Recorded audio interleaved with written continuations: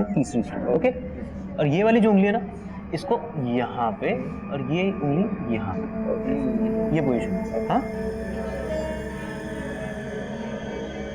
सुरभि, बेटा बजा क्यों नहीं रहे हो? धुन भूल गए क्या? रुको मैं बताता हूँ।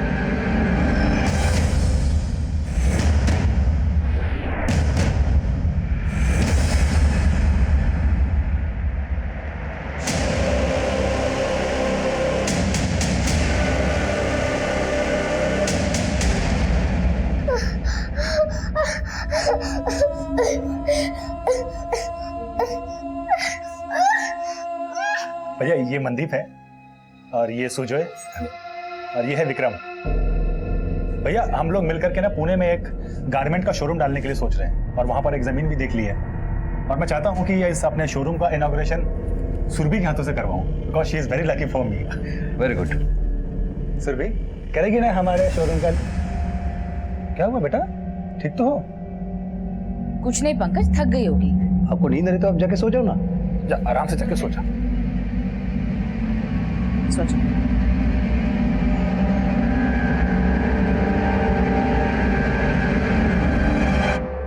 अगर इसके बारे में तूने किसी को भी बताया, तेरी मां को जान से मार दूंगा।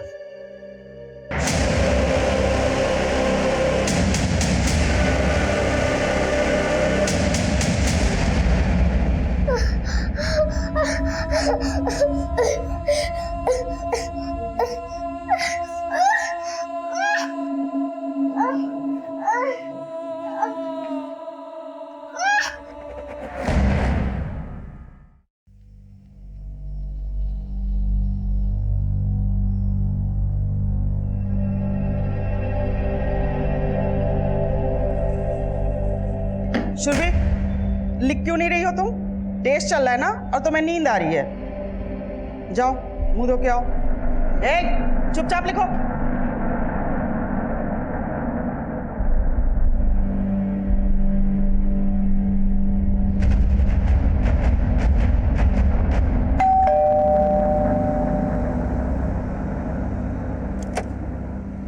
आंटी सुरभि कहाँ है? हमें खेलने जाना है। पीयू बेटा, सुरभि तो आई नहीं अभी तक स्कूल से। भैया आपने सुरभि को देखा क्या? नहीं तो। बहन जी आपने सुरभि को देखा क्या? नहीं। शंकर भैया आपने सुरभि को स्कूल से आते हुए देखा क्या? नहीं मैम साहब, सुरभि बिटिया को मैंने सुबह स्कूल जाते हुए तो देखा था, लेकिन स्कूल से वापस लौटी कि नहीं ये ध्यान नहीं दिया मैंने। क्यों, क्या हुआ? कुछ नहीं।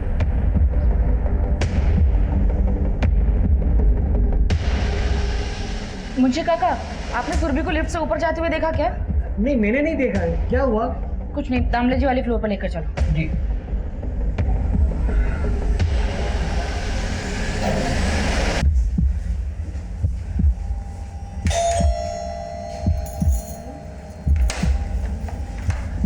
मिसेस दामले, सुरभि यहाँ आई है क्या? नहीं तो क्या हुआ?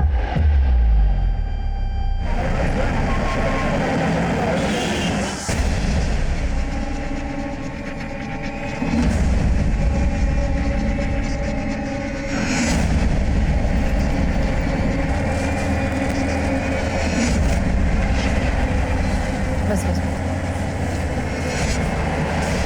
ये देखिए।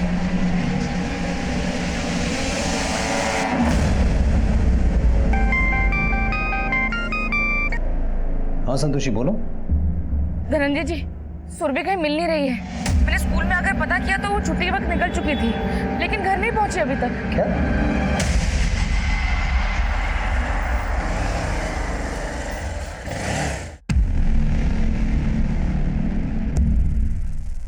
सुरभि का स्कूल कहाँ है? एरोली मैम, वहाँ से उसको घर आने में सिर्फ 15 मिनट लगते हैं, लेकिन उसका कुछ पता ही नहीं चल रहा। आप प्लीज थोड़ा जल्दी कर दीजिए, वो बेचारी बोल भी नहीं सकती है। सुरभि बोल नहीं सकती? मैम वो बचपन से ऐसी है। मैं मानता हूँ वो बोल नहीं सकती, लेकिन हियरिंग एड लगा के वो थोड़ा बहुत सुन सकती है। और सुरभि स्कूल कैसे आती जाती है? बस वगैरह से या? मैम एक्चुअली हमने उसको एक साइकिल दे रखी है, उसी से वो खुद अकेले आती जाती है।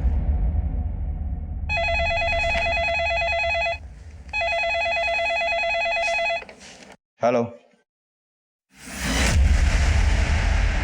एरोली हाईवे पे कहाँ? मैम, एरोली हाईवे के पास एक बच्ची की लाश मिली है।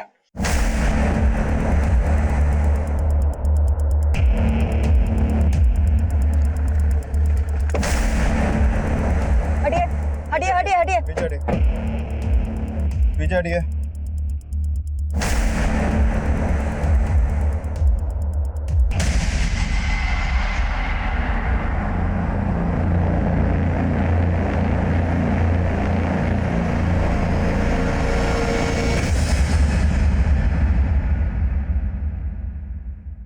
ये बच्ची सुरभि है।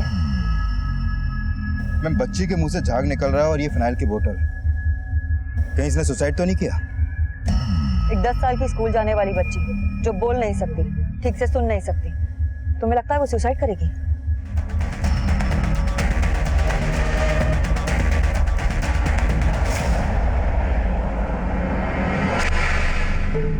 भैया मैं पुणे जाना कैंसिल करता हूँ।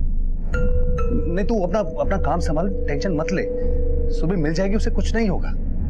हाँ हाँ, ओके।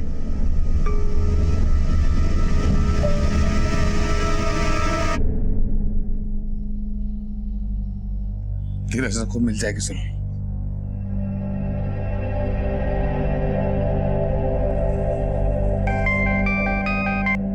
हेलो,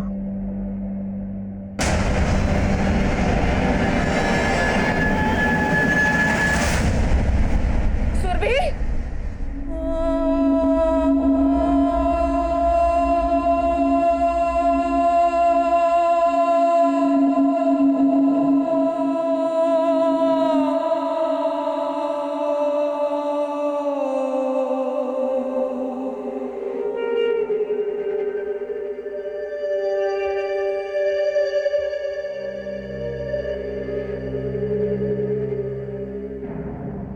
सुरभि सिर्फ 10 साल की थी और आपको लग रहा है कि उसने सुसाइड किया?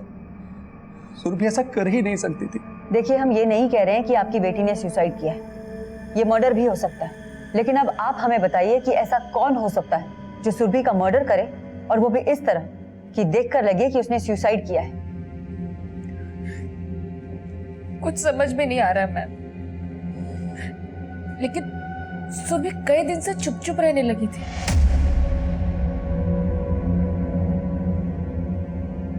पहले स्कूल से आते गिटार प्रैक्टिस करने लग जाती थी, लेकिन कई दिन से उसने गिटार बजाना भी बंद कर दिया। और ये बदलाव उसमें कब से आया? इतना ध्यान नहीं दिया मैम, लेकिन मुझे लगता है कि शायद उसके स्कूल में किसी ने उसे डांटा हो। तो आपने सुरभि के स्कूल में बात की?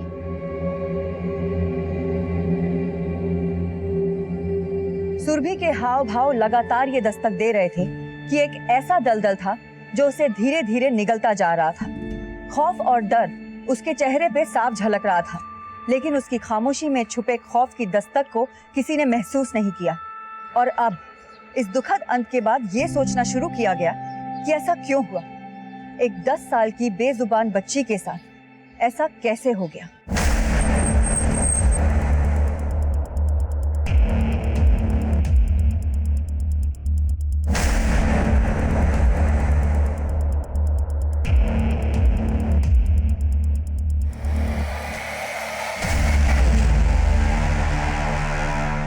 मैम, सुरभि की मौत का सुनकर हम सब हैरान हैं। मतलब यकीन ही नहीं हो रहा है कि वो बच्ची सुसाइड भी कर सकती है। यकीन तो सुरभि के पेरेंट्स को भी नहीं हो रहा है सर। सुरभि के बारे में ऐसा कुछ है जो आप जानते हैं? आई एम नॉट श्योर, लेकिन एक बात है। क्या बात है? एक्चुअली मैम, 3 दिन पहले सुरभि का हमारे स्कूल के एक स्टूडेंट के साथ में कुछ झगड़ा हो गया था। किस स्टूडेंट के साथ झगड़ा हुआ था? मुदित। चुप रह। मेरे और अलका के बारे में अगर तूने किसी को भी बताया ना, जान से मार दूंगा तेरे को। मुझे इस झगड़े के बारे में पियून ने आके बताया था। लेकिन मुदित और सुरभि का झगड़ा हुआ क्यों था? एक्चुअली मैम, शायद सुरभि ने मुदित और अलका को साथ में वो सब कुछ करते। मुदित और अलका कहाँ मिलेंगे अब? उन दोनों को तो उसी दिन मैंने रस्टिकेट कर दिया था।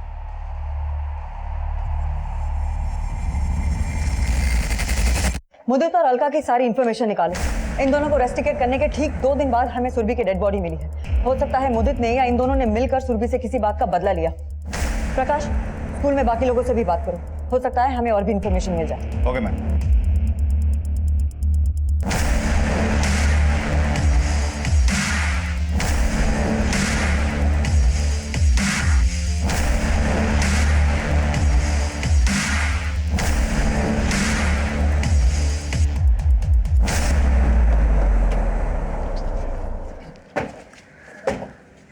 मैम, सुरभि का पोस्टमार्टम करने वाले डॉक्टर्स का फोन आया था। उन्होंने सुरभि की बॉडी पे कुछ सिरिंज के मार्क्स नोटिस किए हैं। सिरिंज के मार्क्स? और डॉक्टरों का मानना है कि शायद इंजेक्शन के जरिए उसको जहरीली दवा या ड्रग्स दिया गया है। अभी पुलिस भी ये मान रही है कि सुरभि ने सुसाइड की। वो चाहे जो भी बोले, मैं नहीं मानती कि सुरभि सुसाइड करेगी। जो अभी तक हुआ उसके लिए तूने क्या किया? मुझे मालूम था आप मेरा ही दोष निकालेंगे। वो बचपन से बोल नहीं सकती थी तो भी मेरी गलती, और आज वो हम सबको छोड़कर चली गई तो भी मेरी ही गलती। हाँ, तेरी गलती। मैं काम करता था, तू क्या करती थी? भगवान पे इतना मन लगाने का शौक था, फिर तो किसने कहा था शादी करके बच्ची पैदा करो? अब जाके तपस्या करना, सुबह आने वाली नहीं है अभी।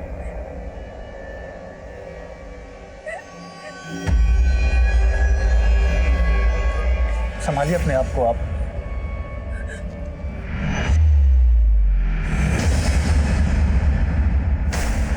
मैम, मैंने सुरभि के स्कूल के स्टूडेंट्स मुदित और अलका के बारे में पता किया। मुदित एक बिजनेस क्लास फैमिली का, जबकि अलका एक मिडिल क्लास फैमिली की, और दोनों की फोन की लोकेशन क्राइम सीन से मैच नहीं करती है। लेकिन मैम, मुझे मुदित पे शक है, क्योंकि मुदित का अलका के अलावा भी कई और लड़कियों से अफेयर है, और वो इस हद तक गिर गया है कि 18 साल की उम्र में ही उसने ड्रग्स लेना शुरू कर दिया है। ड्रग्स? उसकी संगत ऐसे लड़कों से है जिनमें सभी लोग ड्रग्स लेते हैं। सुरभि के पोस्टमार्टम डॉक्टर ने बोला कि उसकी बॉडी के ऊपर कई सिरिंज के मार्क्स मिले, और ये मुदित ड्रग्स लेता था और इसके कई अफेयर भी थे। तो कहीं ऐसा तो नहीं कि ये सुरभि को ड्रग्स इंजेक्ट करके उसको मॉलेस्ट करता हो? प्रकाश, सुरभि के पोस्टमार्टम डॉक्टर को बोलो कि इस पॉसिबिलिटी को भी चेक करे कि कहीं उसे मॉलेस्ट तो नहीं किया जाता था, और इस मुदित को थाने लेके आओ। Okay ma'am.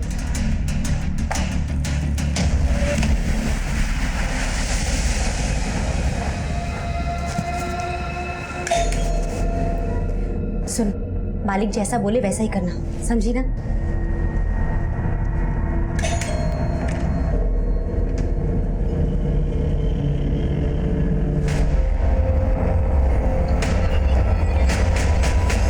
मैम, मैं ड्रग्स नहीं लेता, किसी ने आपको झूठ बोला होगा।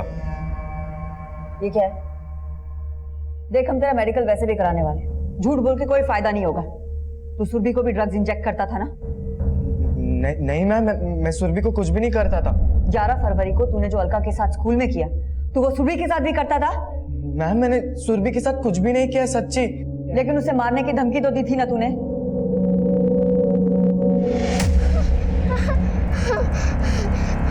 क्या कर रही है? हाँ? क्या कर रही है तू? चुप रहे, आवाज नहीं कर, चुप। तेरे आवाज करने से ना मेरे कान के पर्दे फटने नहीं वाले, समझी? और एक बात सुन ले मेरी, कान खोल के। मेरे और अलका के बारे में अगर तूने किसी को भी बताया ना, जान से मार दूंगा तेरे को। सुनाई दे रही है बात तेरे को? हाँ? मैम, मैं मानता हूँ कि मैंने उसको मारने की धमकी दी थी, लेकिन मैम मैंने उसको मारा नहीं, और ना ही मैंने उसके साथ कुछ गलत किया, सच्ची। ये ऐसे नहीं मानेगा। प्रकाश, तोड़ो इसे। मैम नहीं, मैं झूठ नहीं बोल रहा हूँ, मैंने सच्ची कुछ नहीं किया सुरभि के साथ। तूने ही मारा है ना सुरभि को, या मरवाया है? मैम, मैंने ना उसको मारा है ना उसको। मैम, हो सकता है वो परमार सर ने कुछ किया होगा सुरभि के साथ। अब ये परमार सर कौन है? मैम, वो परमार सर हमारे म्यूजिक टीचर है। ऐसे कहने को तो वो म्यूजिक सिखाते, लेकिन मैम वो सुरभि को तो कुछ और ही सिखा रहे थे। साफ साफ बोल। मैम, सुरभि उनके पास गिटार सीखने जाती थी, और सर उसको छन्ने के झाड़ पे चढ़ा के उसका फायदा उठाना चाहते थे मैम। लेकिन सुरभि को उनके इंटेंशंस के बारे में सब पता चल गया था।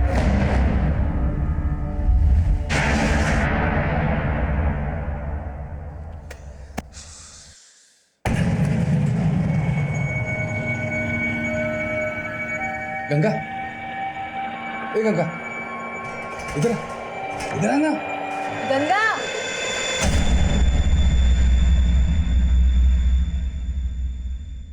जल्दी जल्दी करना।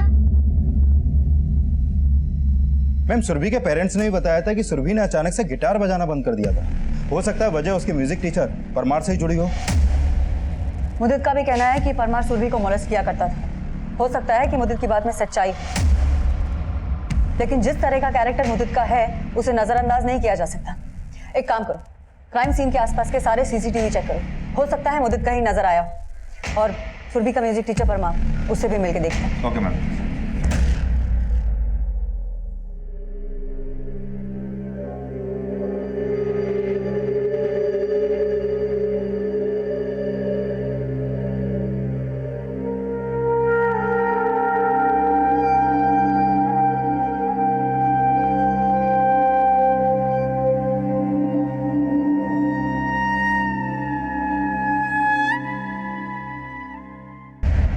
सुरभि बहुत ही हंसमुख और ब्राइट बच्ची थी, और ऐसे बच्चों में म्यूजिक तो गॉड गिफ्टेड होता है। मैं उसे जो भी बताता था वो तुरंत कैच कर लेती थी। मैं तो चाहता था कि सुरभि स्कूल के साथ साथ मेरी म्यूजिक एकेडमी भी ज्वाइन कर ले, लेकिन पता नहीं क्या हुआ, अचानक ही उसका म्यूजिक से इंटरेस्ट उठ गया। म्यूजिक से इंटरेस्ट उठ गया या म्यूजिक टीचर से? मतलब मैं कुछ समझा नहीं मैम। आप सब अच्छे से समझ रहे हैं। हमें पता चला आपके और सुरभि के बीच क्या हुआ था।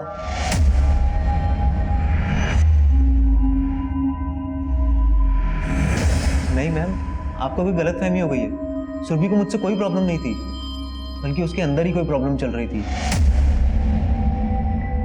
सुरभि बेटा, क्या बात है, बोलो ना। मैम, वो बच्ची बोल नहीं पाती थी। ऐसे में कोई कैसे समझता है कि उसके अंदर क्या चल रहा है? लेकिन मैम कुछ तो था, और इसीलिए वो ऐसे रिएक्ट करने लगी थी। सर, सुरभि का पढ़ाई से दिमाग भी हट गया था, और मैंने कई बार नोटिस किया था कि वो क्लास में बैठे बैठे झपकियां लेती रहती थी। ऐसा लगता था जैसे वो रातों में सो ही नहीं पाती है।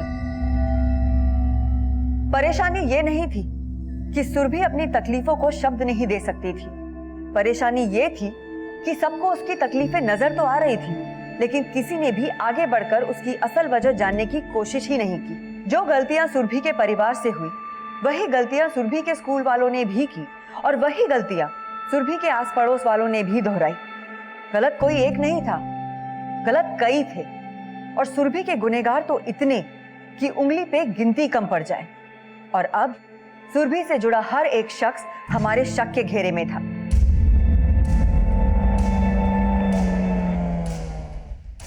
मैम, सुरभि और उसकी फैमिली 1 साल पहले ही यहाँ रहने के लिए आए थे। मतलब मैंने जब भी सुरभि को देखा है हमेशा खुश हंसते खेलते देखा है। मेरे बेटे की तो बेस्ट फ्रेंड थी वो। सच कहूँ मैम, हमें तो बहुत तरस आता था सुरभि पे, क्योंकि उसकी माँ का ध्यान सुरभि से ज्यादा पूजा पाठ में था। सर, भगवान पे ध्यान लगाने का मतलब ये नहीं है कि अपने बच्चों पे से ध्यान हटा लो। उनकी बेटी यहाँ दिन भर साइकिल चलाती रहती थी और बिल्डिंग से बाहर भी चली जाती थी।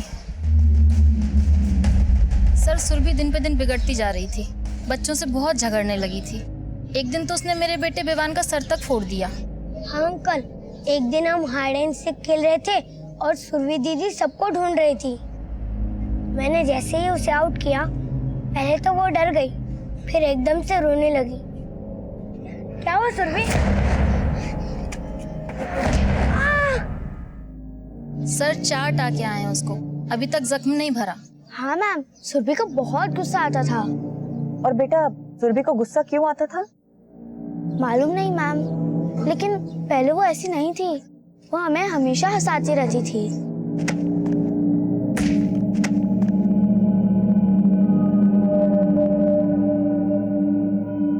सुरभि जो इशारे करती थी वो मुझे समझ में आ जाते थे, लेकिन फिर वो गुस्सा करती थी और फिर एकदम से रोने लग जाती थी।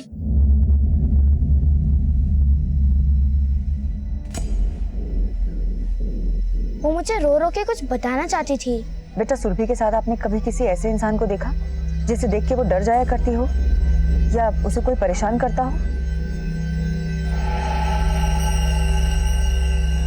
ए शंकर, बिल्डिंग में इतनी पुलिस क्यों आई रे? अरे वो सुरभि बिटिया के बारे में पूछताछ चल रही है ना। हम मुझसे ही बहुत कुछ पूछा था, तेरे बारे में ही पूछ रही थी। तू भी उनके फ्लैट में काम करने जाती है ना?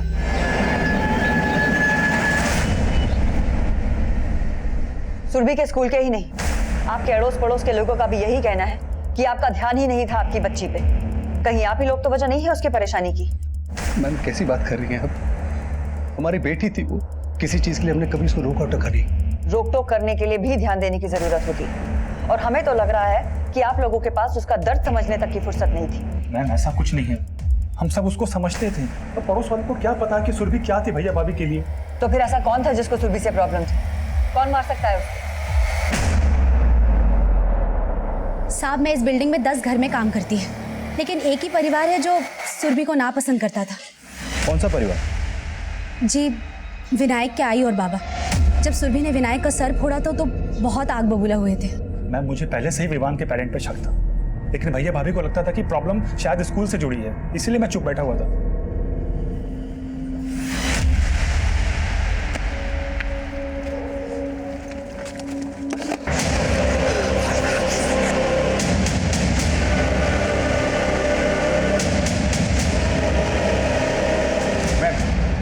ये सुरभि की पोस्टमार्टम रिपोर्ट। इस रिपोर्ट के मुताबिक सुरभि की मौत फिनाइल का जहर पीने से हुई है। और इस रिपोर्ट में एक चौंकाने वाली बात यह भी सामने आई है कि सुरभि को पिछले काफी टाइम से मोलेस्ट भी किया जा रहा था, और उसकी बॉडी पर जो सिरिंज के मार्क्स हैं वो भी काफी पुराने हैं। डॉक्टर्स का मानना यह है कि सुरभि को मोलेस्ट करने के पर्पज से उसको ड्रग्स इंजेक्ट किया जाता था ताकि वो दर्द सहन कर सके।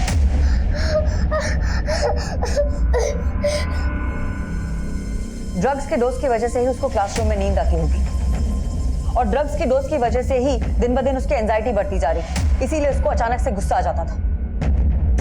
मुदित ने बोला था कि मुदित और अलका को एक साथ देखकर वो हिस्टैरिक हो गई थी। उन्हें साथ देखकर उसे जरूर वही सब कुछ याद आया होगा जो उसके साथ में इतने समय से होता आ रहा था। और विवान को भी सुरभि ने पत्थर तब मारा जब विवान ने अचानक से उसे पीछे से आकर छुआ। क्या हुआ सुरभि? एक 10 साल की छोटी सी बच्ची के साथ में इतना सब कुछ इतने लंबे समय से होता आ रहा था, और उस बेजुबान का दर्द किसी को नजर नहीं आया। सुरभि के साथ जो कुछ भी हुआ है वो बिल्कुल भी नॉर्मल नहीं था, और ये सब उसके पेरेंट्स को ना पता हो, ये बात मेरे समझ में तो नहीं आई।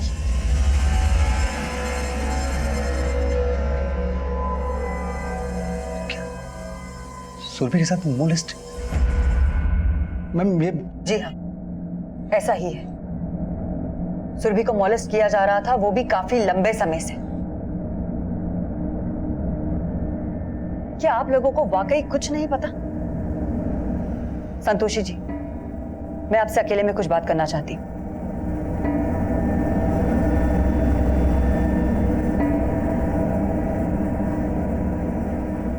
आप माँ हैं सुरभि की, उसके साथ इतना सब कुछ हो रहा था और आपको पता भी नहीं चला।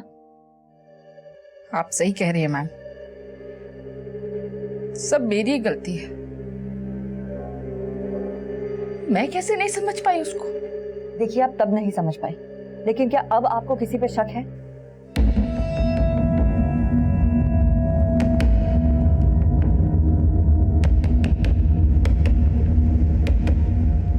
मैम हो सकता है सुरभि को मोलेस्ट करने वाला उसके घर का ही कोई हो, इसलिए ये लोग कुछ नहीं बोल रहे हैं। मैम कहीं सुरभि का चाचा तो नहीं?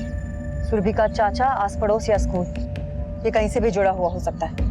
और ये भी हो सकता है कि उसी ने सुरभि का मर्डर किया हो और ये दिखाने की कोशिश करी हो कि सुरभि ने सुसाइड किया है। हमें सुरभि के घर, आस पड़ोस और स्कूल से जुड़े हर एक इंसान को इन्वेस्टिगेट करना होगा। सबके डिटेल्स निकालो। Okay ma'am.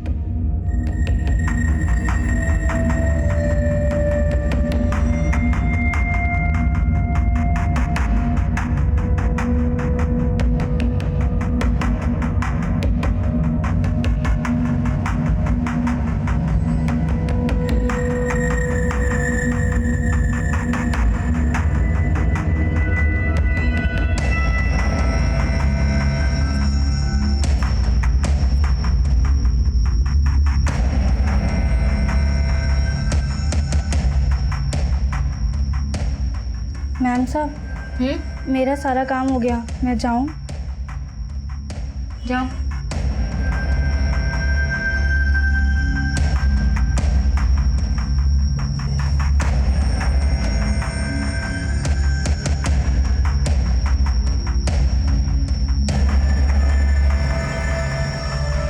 ए लड़की, गंगा, गंगा सुन, इधर इधर सुन, इधर तो गंगा गंगा गंगा।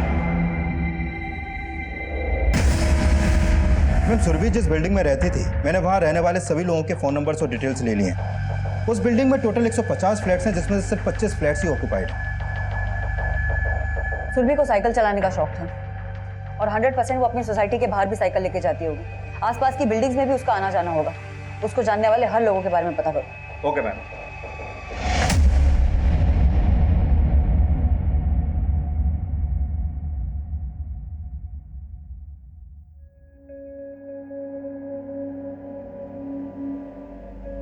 अरे गंगा, इतनी जल्दी घर वापस आ गई? 4 घर का काम था ना, सारा हो गया? हाँ आई, मेरी तबीयत खराब थी।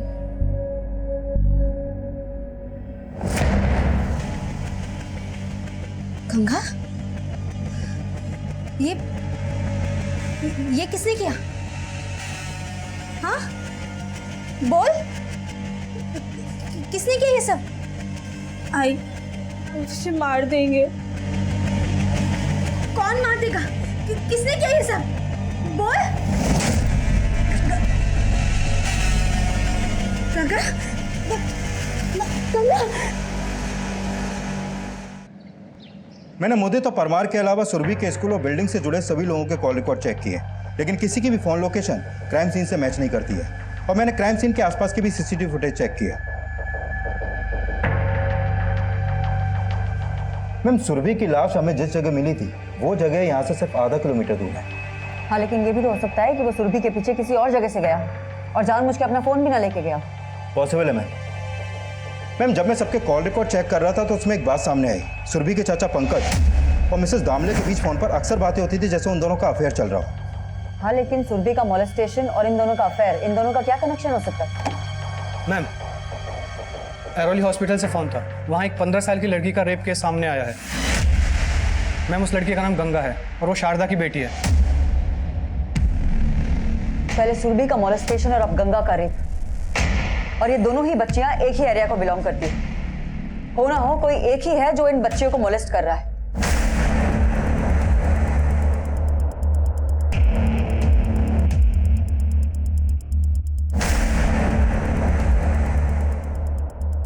देखिए, पुलिस को इन्फॉर्म करना हमारी ड्यूटी है।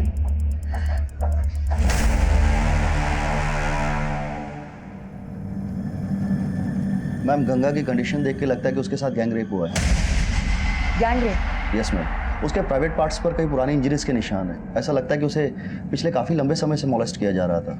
और हाँ मैम, उसकी आर्म्स पर हमें सिरिंज के निशान भी मिले हैं। ऐसा लगता है कि उसकी बॉडी में ड्रग्स इंजेक्ट किया जा रहा था। गंगा की तबीयत अब कैसी है?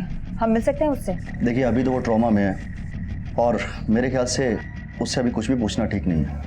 मैडम जी, मेरे को नहीं मालूम था कि इतने समय से गंगा के साथ गलत हो रहा है। देखिए, गंगा के साथ बहुत लंबे समय से रेप हो रहा था। आपको क्या लगता है जहाँ वो काम करती है, कहाँ काम करती है? रंजना मैडम के यहाँ, पीयू और दामले मैडम के यहाँ, और पहले सुरभि के यहाँ भी काम करती थी, लेकिन मैंने बंद करवा दिया था। क्यों? क्योंकि सुरभि का चाचा। सुरभि के चाचा क्या? रुकिए गई, यहाँ बताइए। वो दरअसल मैडम पंकज और दामले मैडम के बीच में चक्कर था। इसके लिए मैंने काम बंद कराया था। और जब मैंने गंगा से नाम पूछा तो उसने किसी का नाम भी नहीं बताया, और उसने मुझे कहा कि अगर वो किसी का नाम बताएगी तो वो मुझे जान से मार देगा। आपको क्या लगता है कौन हो सकता है? मैडम जी, मेरे को तो लगता है ये पक्के से पंकज है, जिसने मेरी बच्ची का रेप करके मुझसे बदला लिया है, क्योंकि मैं उसके और दामले मैडम के चक्कर के बारे में सब जानती थी। आपको क्या लगता है शारदा, पंकज का सिर्फ मिसेस दामले के साथ अफेयर था या सुरभि? हो सकता है मैडम, जिसने मेरी बच्ची को नहीं छोड़ा, उसने अपनी भतीजी को भी नहीं छोड़ा होगा। पंकज और मिसेस दामले को थाने लेके आओ और उस बिल्डिंग में गंगा जिन जिन के घर काम करती थी उन सब के बारे में एक बार फिर से पता करो। डॉक्टर ने कहा है कि गंगा का गैंग रेप हुआ है। वो एक नहीं है, उस एक से जुड़े कई और भी हैं।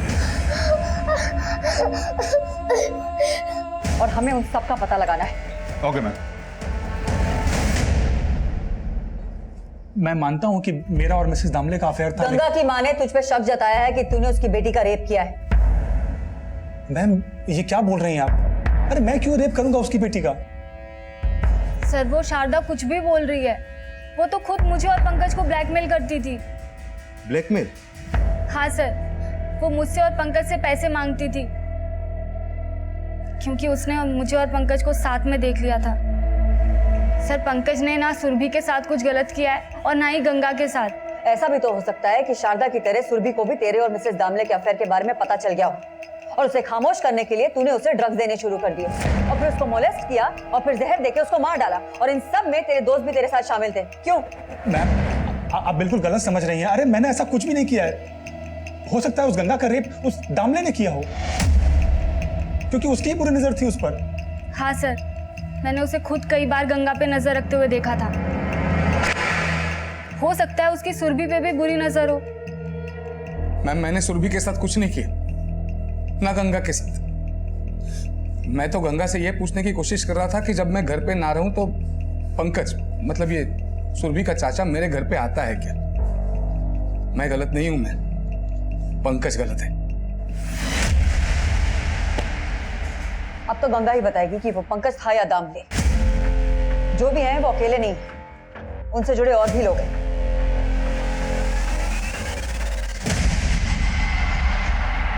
आप माँ हैं सुरभि की, उसके साथ इतना सब कुछ हो रहा था और आपको पता भी नहीं चला।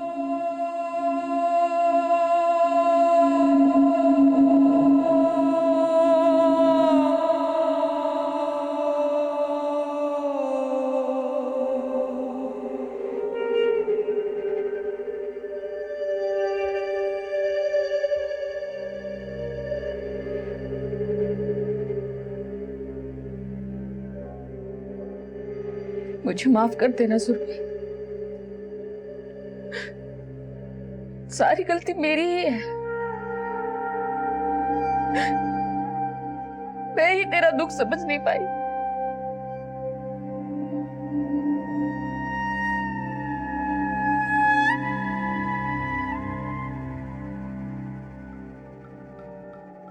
डरो मत गंगा, हमें बताओ कौन थे वो लोग जिन्होंने आपके साथ ये सब किया।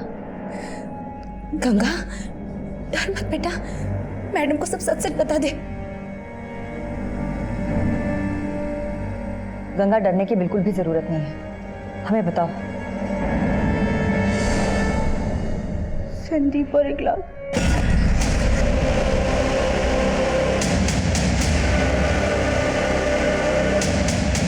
मेरे ऐसे वीडियो ना हमारे पास बहुत से हैं।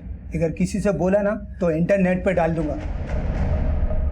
इसी वजह से आई को कुछ बता नहीं पाई और इस बार वो एक और आदमी को लेके आए थे, पर मैं उस तीसरे आदमी को पहचानती नहीं हूँ। ये संदीप और इखलाक कहाँ रहते हैं?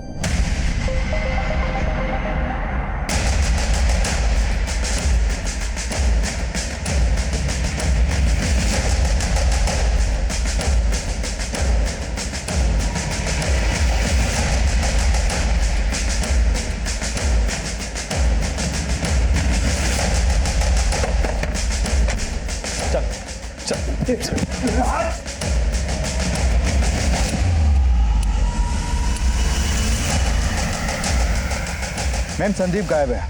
उसका फोन नंबर मिला है लेकिन उसका फोन भी बंद है और घर भी। लेकिन इखलाक पकड़ा गया है, वही बताएगा संदीप कहाँ है और उनके साथ में वो तीसरा आदमी कौन था। रुक जा, चल बोल, बता सब कुछ। मैम वो विशंबर ही था, मगर संदीप के बारे में मुझे मालूम नहीं। नहीं मालूम तुझे? हाँ नहीं मालूम? ये ऐसे नहीं बोलेगा और मारो इसको।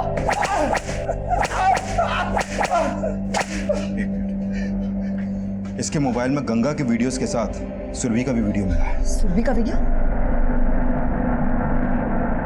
ये तो सुरभि की बिल्डिंग का वॉचमैन है।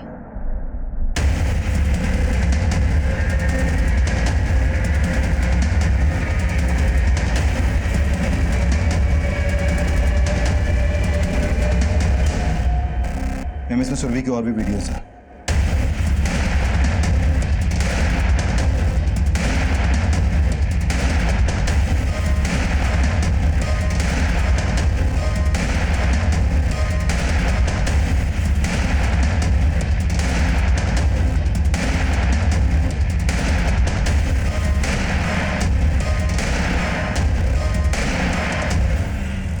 के 17 उसी बिल्डिंग में काम करते हैं जहाँ पे सुरभि रहती थी। मैम इन 17 लोगों में से 12 लोग बिल्डिंग के हैं और बाकी 5 बाहर के हैं।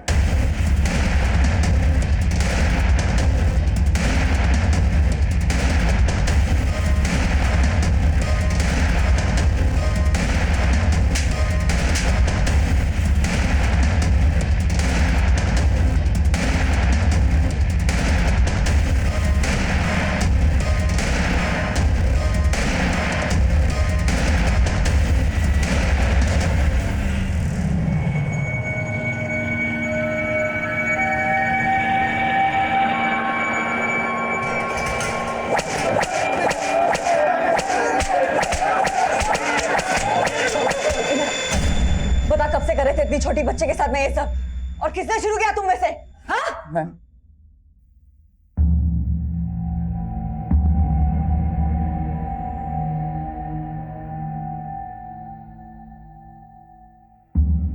सुरभि और उसके माँ बाप जब से यहाँ रहने आए तब से मेरी निगाह सुरभि के ऊपर थी, और जब मैंने ये देखा कि सुरभि बोल नहीं पा रही है तो मैंने उसका फ़ायदा उठाना चाहा। शाम के वक्त बाकी के बच्चे खेलने के बाद घर चले जाते थे, लेकिन सुरभि साइकिल चलाया करती थी। ये सोच के मैंने उसको एक दिन फुसला लिया। कैसी हो बेटा? हाँ बेटा, हमारे पास एक बहुत अच्छी चॉकलेट है, खाओगी?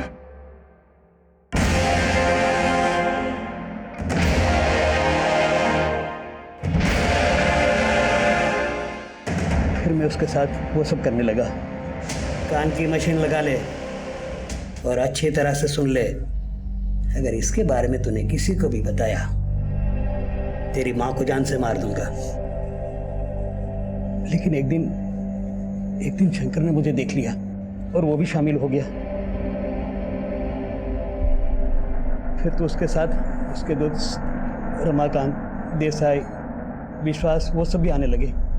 फिर शंकर ने हमको आइडिया दिया कि हम लड़की को ड्रग्स देंगे जिससे वो ठंडी पड़ जाए।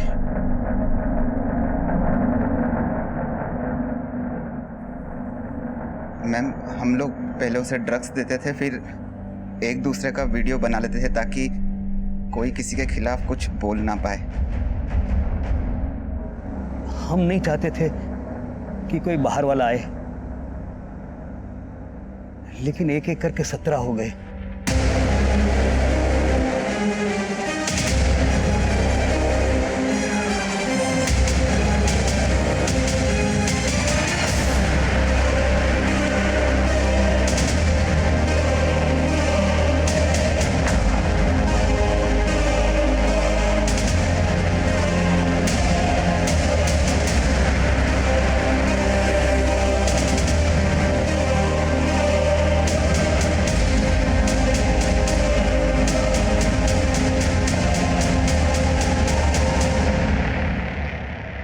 हम बार बार उसको ड्रग्स देते रहते थे और फिर वो पगलाने लगी थी। अरे काका, लगता है बहुत गर्मी चढ़ गई इसको ड्रग्स की। फिर उसी दिन हमने उसको मार देने की सोची। रमाकांत और विश्वा उसके स्कूल से घर वाले रास्ते की तरफ गए।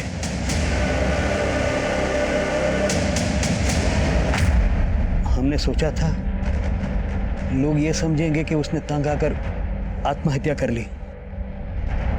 तुम्हें क्या लगा एक मासूम बेजुबान बच्ची के साथ ये सब करके तुम बच जाओगे?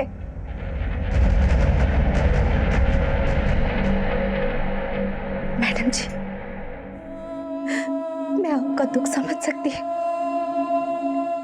कि आप पे क्या गुजर रही है। मेरी गंगा तो बोल सकती है, लेकिन फिर भी मैं उसका दुख नहीं समझ पाई, उससे बात नहीं कर पाई। और सुरभि बिटिया तो शारदा, माँ वो होती है जो अपने बच्चों की खामोशी भी समझ जाए। तू खुद को कोस के तसल्ली कर सकती है, क्योंकि तेरी बेटी अब भी तेरी आंखों के सामने है। लेकिन मैं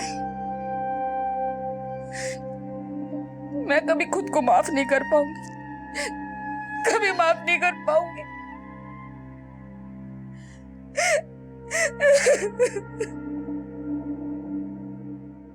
गंगा और सुरभि जैसे बच्चे अक्सर ऐसे क्रिमिनल्स के सॉफ्ट टारगेट बन जाते हैं, लेकिन ऐसे क्रिमिनल्स को बढ़ावा हमारी लापरवाही ही देती है। सुरभि की हाउसिंग सोसाइटी में काम करने वाले लोगों का जब हमने बैकग्राउंड खंगाला, तब हमें पता चला कि उनमें से कई लोगों को बिना डॉक्यूमेंटेशन और वेरिफिकेशन के काम पे रख लिया गया था।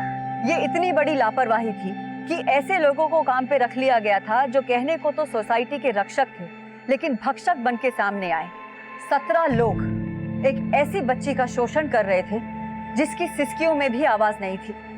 1-2 दिन नहीं, पूरे 2 महीने तक सुरभि की आप बीती इस अपराध की दस्तक देती रही, लेकिन इस दस्तक को नजरअंदाज कर दिया गया और एक मासूम बेजुबान बच्ची हमेशा हमेशा के लिए खामोश हो गई।